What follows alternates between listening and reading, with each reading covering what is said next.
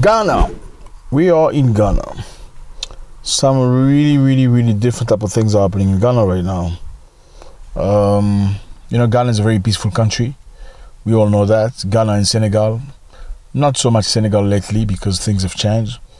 Very sad. Senegal used to be known as one of the most peaceful country in Africa, alongside Ghana. So what's happening in Ghana right now, okay? I'm going to speak in a way that, I know you're going to understand. Unfortunately, certain subjects you cannot say things the way you want because we're getting sanctioned. All right, so what's happening in Ghana? It's very simple. In Ghana, they've passed a law, okay? And the law they've passed in Ghana is a law that does not allow men who like to be with other M to do what they want to do.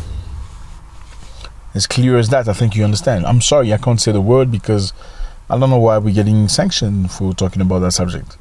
So Ghana Parliament passes a law. And people are condemning it, saying it's unacceptable, unbelievable. Why are they doing that? They've passed a law. The Parliament sat together, discussing on how they're going to lead the country, how they want to see their people progress, how they want to see family values. And they have decided in their parliament that they're going to make it illegal for men who want to be with other M to practice it, and people who promote it all are going to get arrested. So already before the law passed, in Ghana, if you got caught doing that practice, meaning you as a man doing with another, man, you're going to get arrested for 3 years. Now they've passed officially a law saying if you do that, you're going to go to jail for 3 years. And if you promote it, meaning teaching people or sponsoring it, you're going to get 5 years in jail. Ghana Parliament has voted to pass a controversial bill. I'm just reading from a newspaper, okay? So you can understand. This is not my opinion. Ghana Parliament has voted to pass a controversial bill to severely restrict our brothers that like other brothers, in a move that has been condemned by rights activists. A coalition of religious and traditional leaders have come together and they have favored lawmakers that passed the Parliament's bill on Wednesday.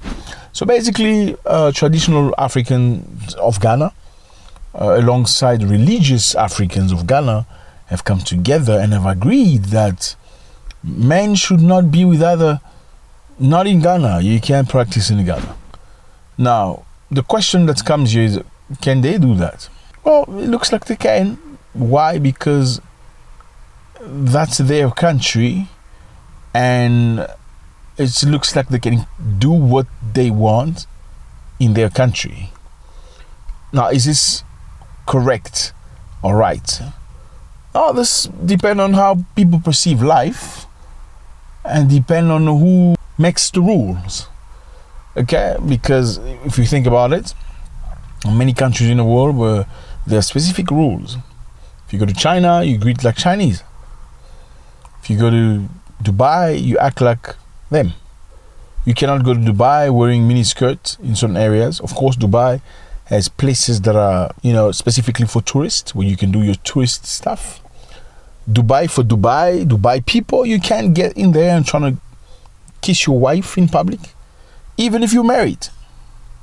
So display of certain things is not allowed. Is it your right to do it? Yes, probably.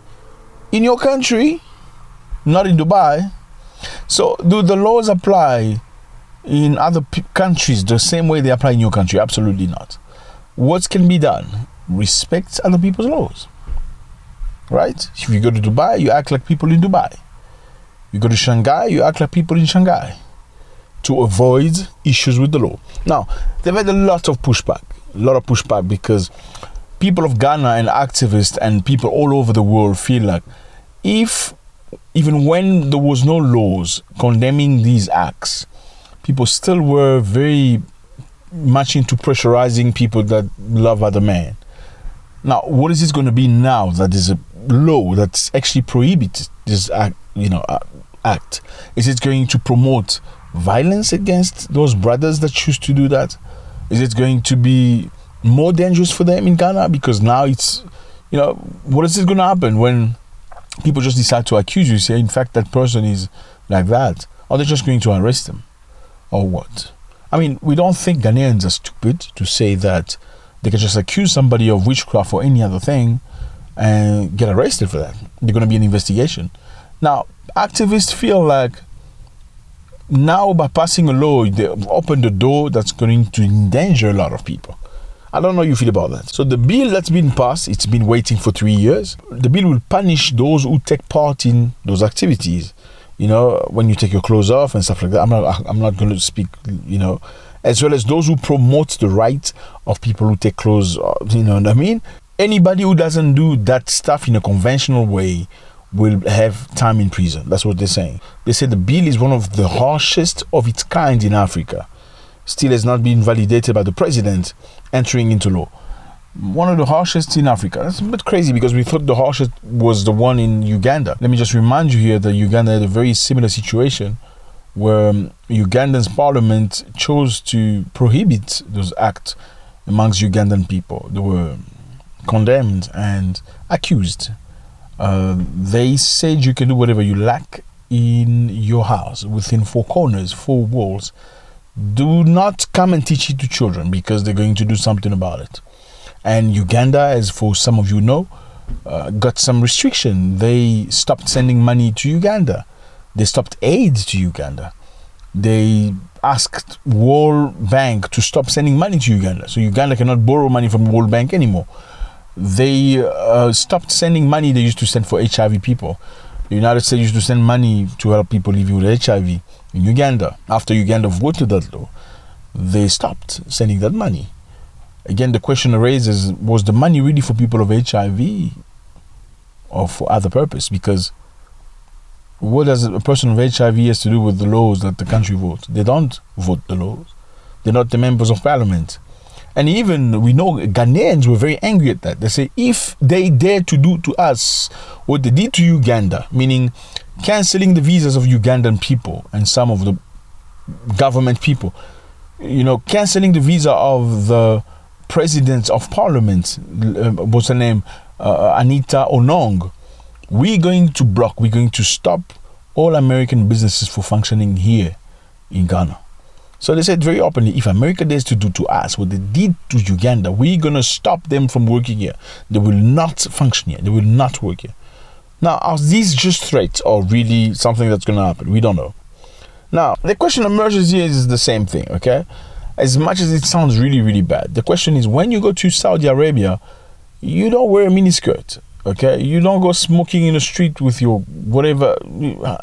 It's maybe legal in Norway or Netherlands. That's not necessarily the rules that apply in Saudi Arabia. If you go to China, you greet like Chinese. You go to India, you greet like Indians. You don't shake hands. If you go to a mosque visiting in one of those countries, you need to dress appropriately because that's their culture. Well, do you have to in America? No, you don't. But this is other people's culture, other people's country. So the least you can do is respect what's not yours. Okay. Now, we do not promote or ask, or, you know, we're not happy to see that people get hurt in these situations. They shouldn't. Okay. Those people's rights should be, you know, upheld. They should be able to live freely, you know, without having to be scared of anything. But should they all live by the rules of the country or constitutional? Well, I guess everybody has to do that. You know, it doesn't matter what the case is.